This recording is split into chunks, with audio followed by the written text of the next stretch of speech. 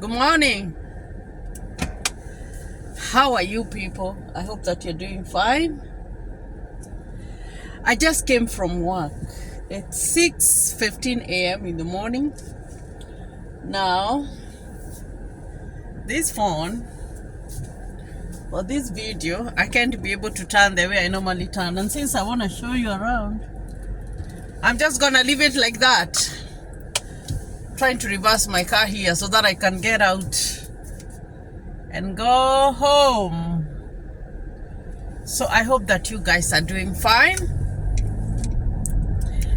And welcome to Charities Bubble USA, your #1 channel. I'm here and I am gonna talk about something else that's a little bit different about dreams of coming here. And I wanna really talk to those people who are getting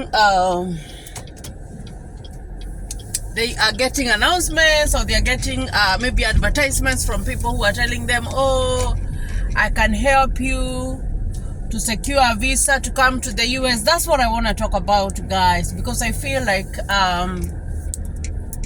it's good to know what you're doing, because I know that the dream, if you have a dream of coming to the US or going abroad or whatever, sometimes it's very easy for you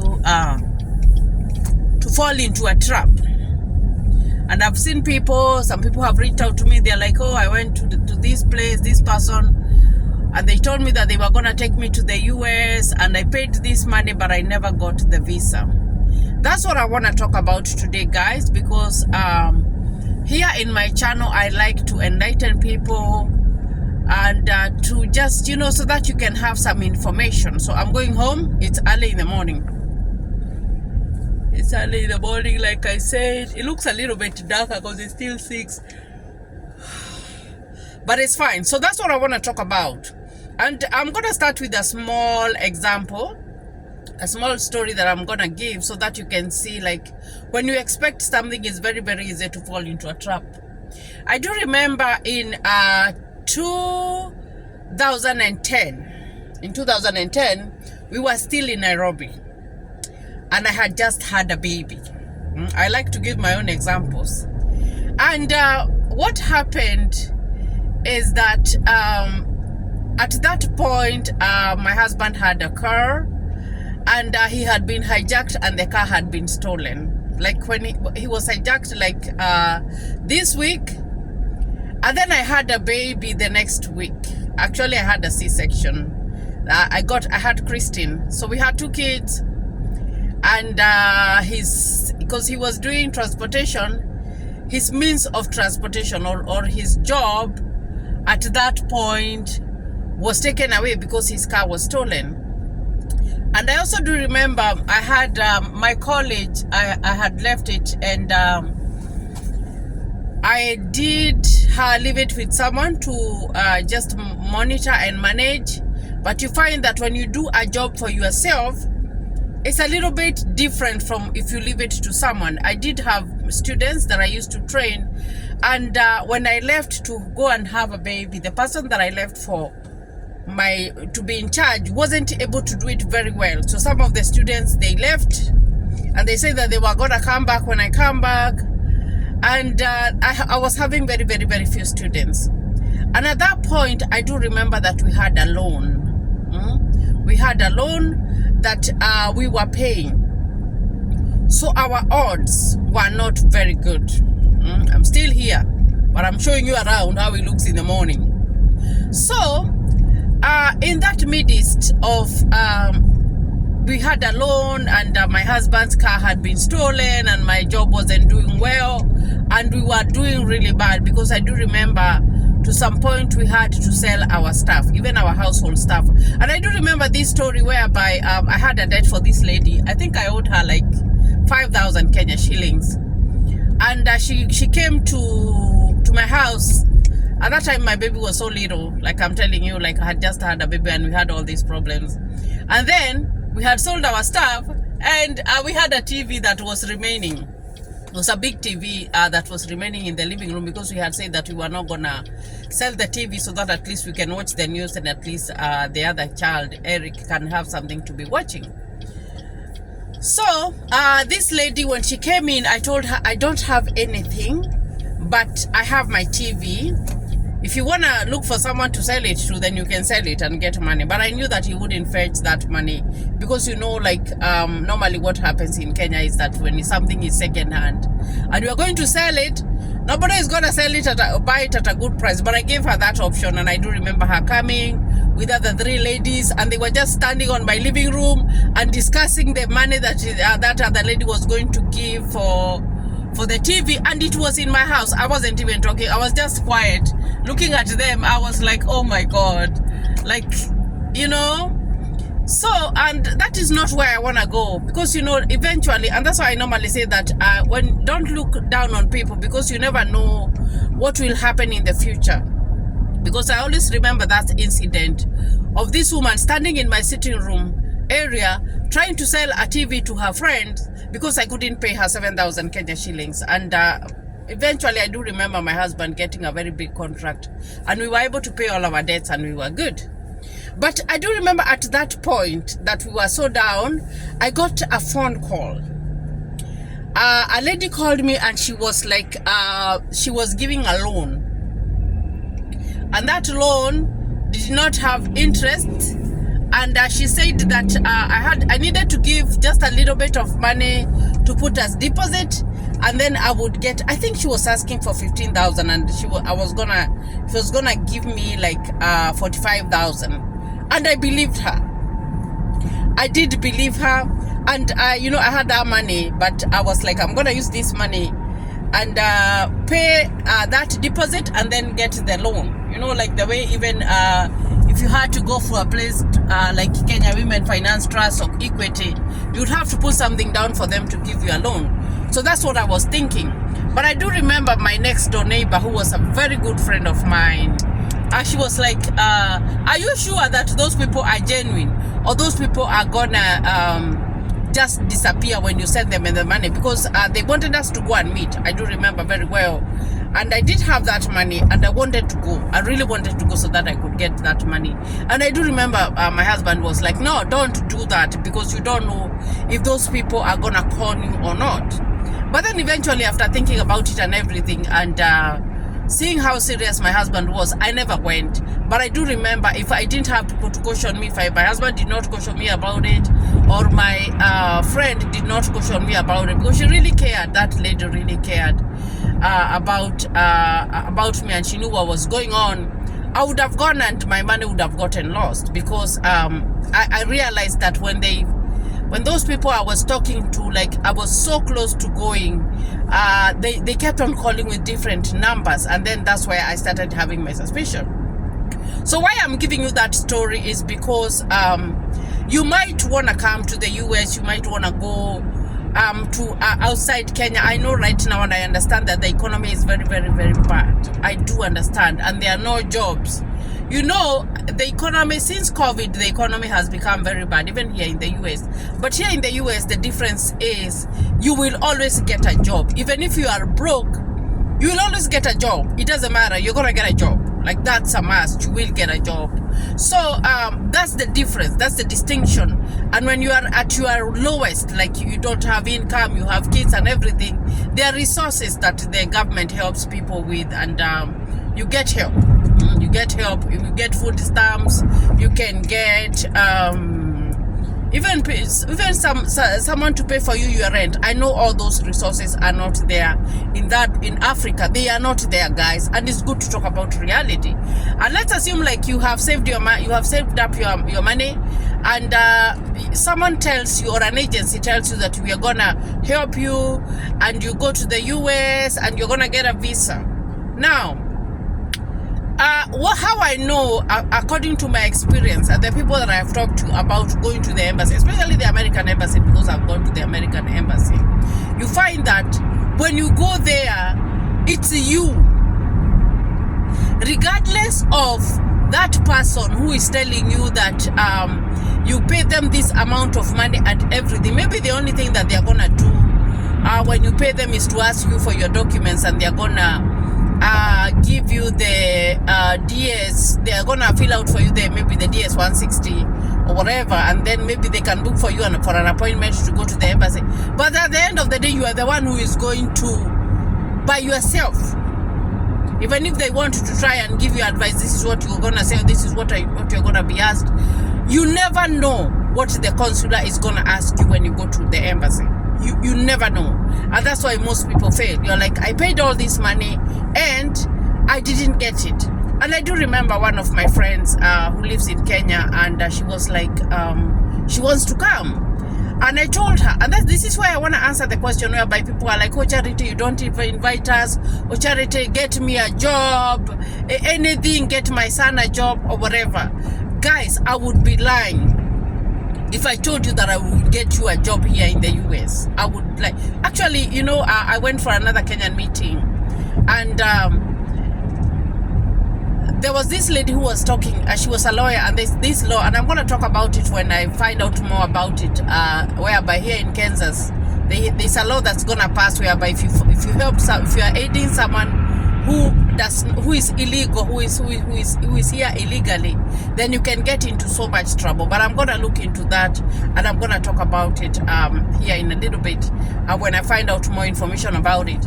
But what I'm saying is that for someone to tell you that they are going to get you a visa to come to the US, that is a lie. It's a lie.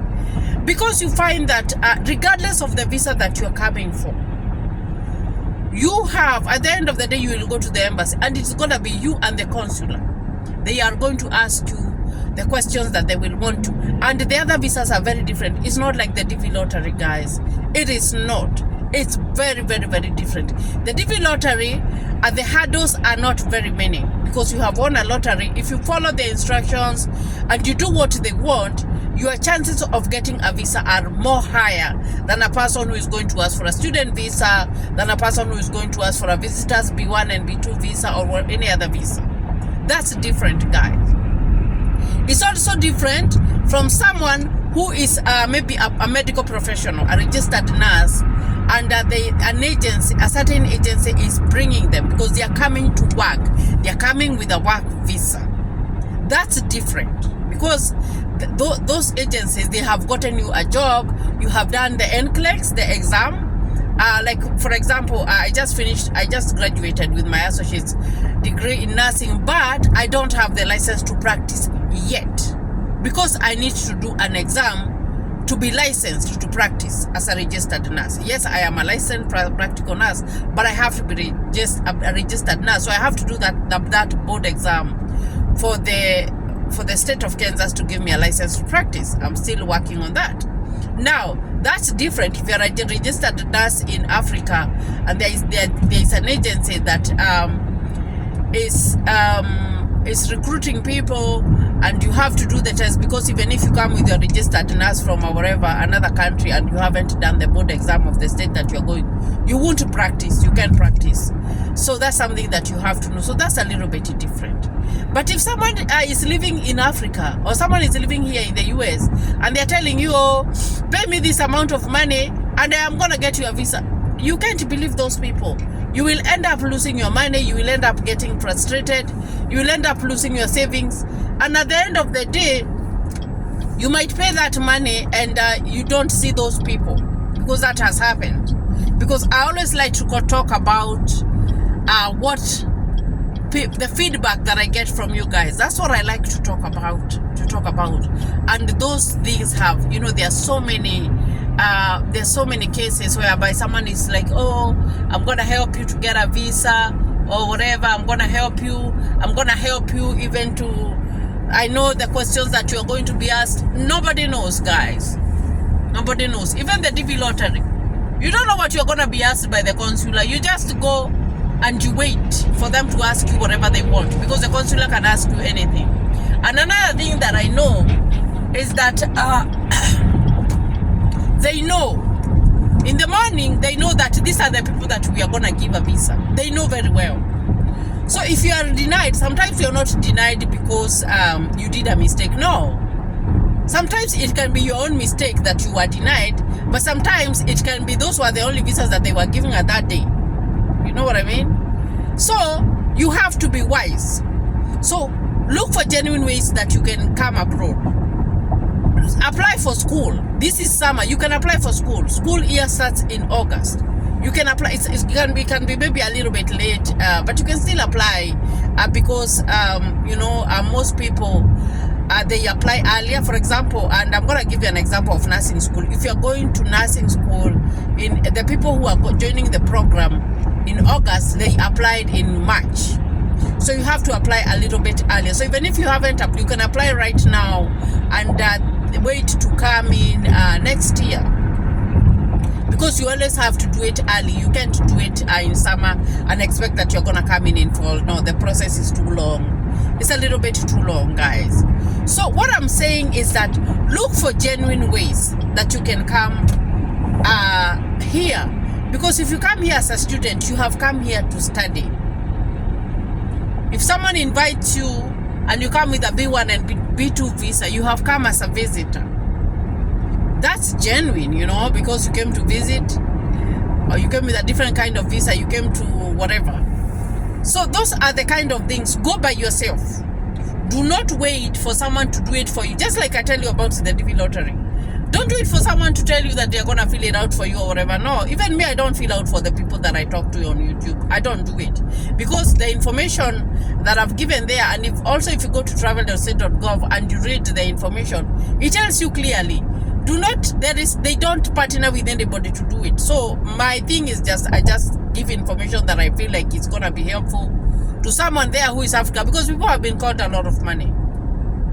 You should see my DM. Like people are like, oh, I went here and I don't know, and these people are no longer there, or they keep giving me stories and I already gave them money. No, don't give out your money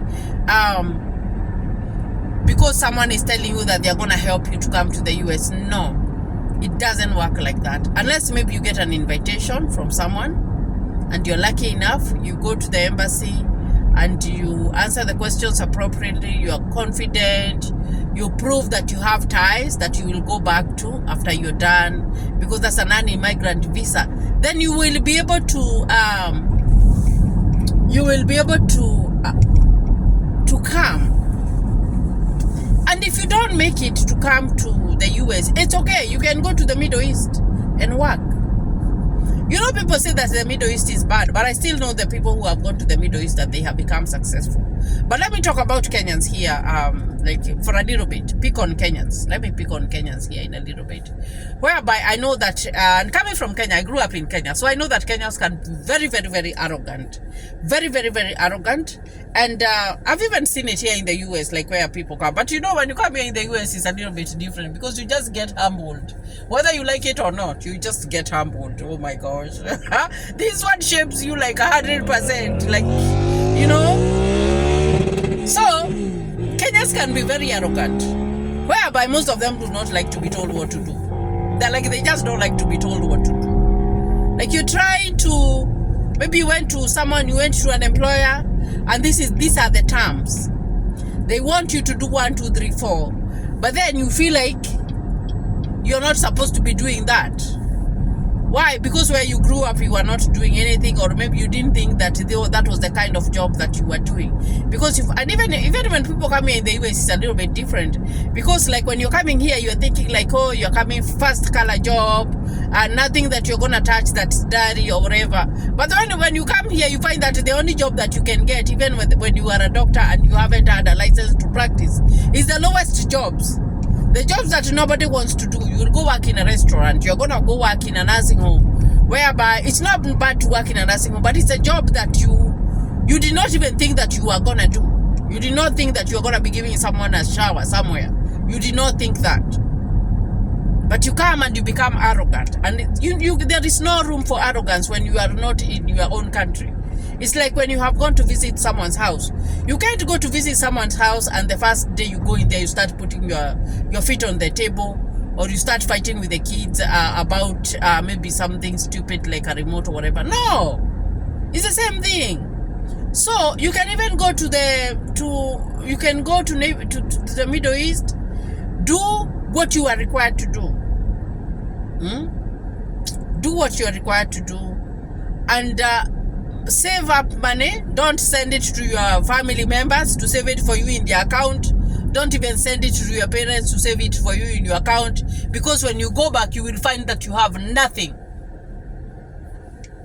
What I know is that the money that people have not earned is very sweet to use. So you can still do your own savings. I know people who have gone, and even some people who have been here in abroad, and they just send money home. Oh, I'm sending them, I'm gonna do development, and then when you go home, there is nothing. But when you get out of your country, you have to be humble. Very, very, very humble. And I normally like to tell you guys that all the wealth in this world does not matter. It really doesn't matter, because I've seen people who are very wealthy at the last moments when they're dying, and you find that person, they don't need anything. When you're dying, you won't need anything. You will just need maybe just your deathbed, and there will be maybe a table right next to you, and that's it. Even if you have a big TV screen in front of you, you won't even be looking at it. No, you will not. So, in other words, I like, when I'm doing a video, I digress a lot. I talk about a lot of stuff. But in other words, I just needed to talk to you so much about being allured or being conned or being told by people that, oh, I'm going to help you to get that visa to go to the US or whatever. No, it doesn't work like that. You have to be wise enough to know that some of these things do not work. Most of them, the highest percentage do not work, is someone out there who is out to use your money, and then when you give them your money, you are not going to be able to see them again. So guys, I hope that this video is going to help someone out there. I'm almost home. It's still early, still 6:37, and after work, I'm gonna go for a walk with my daughter. We've been walking, so I'm gonna go for a walk with my daughter for like 1 hour, and then I'm gonna go back home and sleep. So I hope that this video is gonna help you, or I'm talking to someone. I'll see you in another video. Thank you, and God bless you. And please don't forget to subscribe to my YouTube channel. And do not forget to share my videos with your friends. And I'll see you in another video. Thank you.